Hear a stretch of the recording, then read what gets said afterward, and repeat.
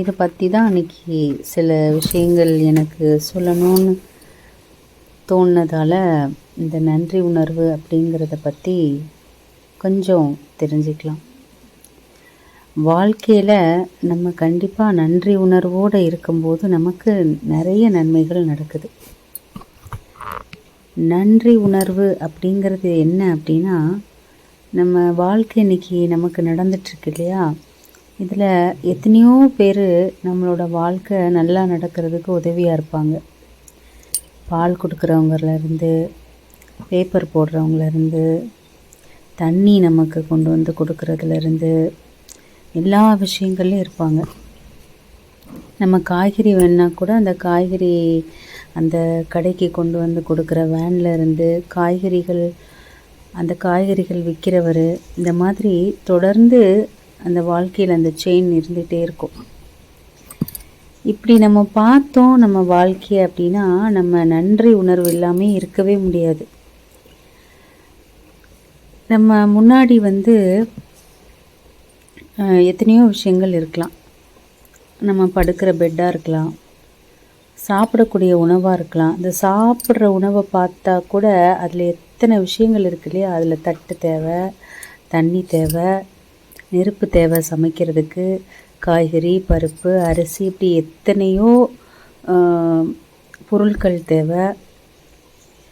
இப்போ இது எல்லாமே எப்படி அப்படின்னு நம்ம யோசிச்சுட்டே பார்த்தோன்னா, நிறைய விஷயங்கள் பலவிதமான மக்கள் இதில் நம்ம ஒரு உணவு சாப்பிட்றதுல கூட இருக்காங்க இல்லையா.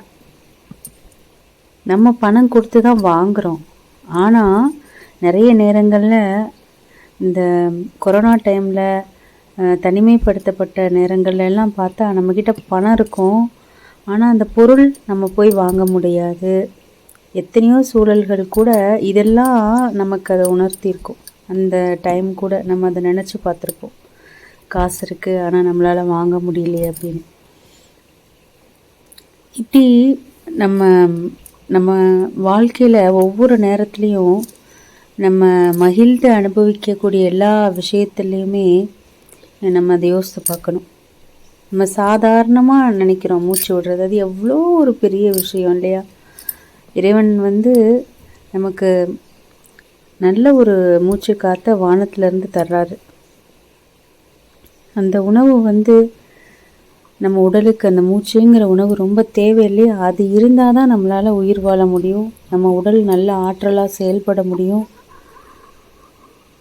அப்போ எல்லா ஜீவராசிகளுக்கும் எப்படி இறைவன் ஒவ்வொரு விஷயத்தையும் காற்று, நீர், உணவு இதெல்லாம் கொடுத்து எப்படி பேணி அதை வளர்க்குறாரு, நம்ம எப்படி பேணி வளர்க்கப்பட்டு காப்பாற்றப்படுறோம், நம்ம உடலில் இருக்கக்கூடிய ஒவ்வொரு உறுப்புமே நமக்காக எவ்வளவு நல்லா செயல்படுது நம்ம வாழணும்னு அதுக்கு நன்றி சொல்லணும். இப்படி நம்மளோட நன்றி உணர்வுக்கான மனப்பான்மையை நம்ம நினச்சி பார்த்தா அதில் எவ்வளோ விஷயங்கள் இருக்குது. அப்படிங்கிற அந்த நன்றியுடைமைங்கிற ஒரு மனப்பான்மை ஒரு செயல் கிடையாது, அது ஒரு உணர்வு. அப்படியே நம்ம அதை நினச்சி ஃபீல் பண்ணி ஒவ்வொருத்தருக்கும் தேங்க்ஸ் சொல்லிக்கிட்டே இருந்தோன்னா அப்படியே நமக்கு ஒரு ஒரு அந்த மனப்பான்மையே மற்றவங்கள வெறுக்கணும் அப்படிங்கிற சிந்தனையே கூட வராது.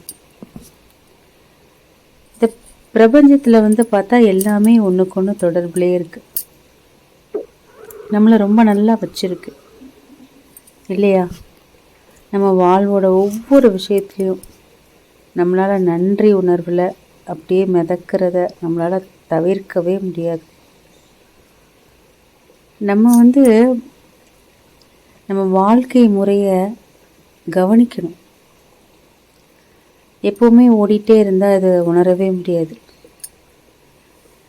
எப்போல்லாம் நம்ம நன்றி உணர்வோடு இருக்கிறோமோ அப்போ நமக்கு ஏதாவது ஒன்று நடந்தால் கூட அதை ஏற்றுக்குவோம், அந்த தன்மையில் இருப்போம். நம்ம நன்றி உணர்வாக இருக்கும்போது நம்மளை மற்றவங்களாம் நல்லா மதித்து பார்ப்பாங்க. அதை நான் நிறைய வாட்டி பார்த்துருக்கேன். இந்த பிரபஞ்சம் நமக்கு கண்டிப்பாக உதவி செய்யும். நம்ம வழியில் கூட சிந்தனைகளில் கூட நல்ல தெளிவான சிந்திக்கிற தன்மை இது தரும்.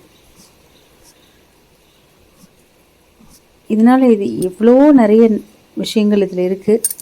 அதனால் நம்மளும் வாழ்க்கையில் நம்ம வாழ்க்கையில் இறைவன் கொடுத்த ஒவ்வொரு விஷயத்துக்கும் நன்றி உணர்வோடு இருப்போம்.